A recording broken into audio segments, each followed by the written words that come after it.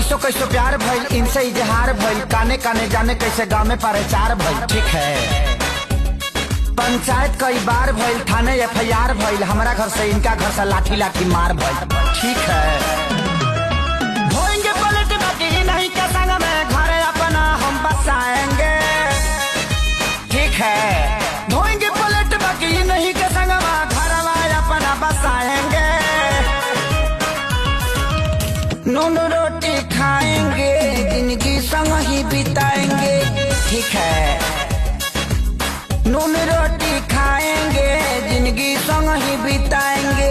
ठीक है,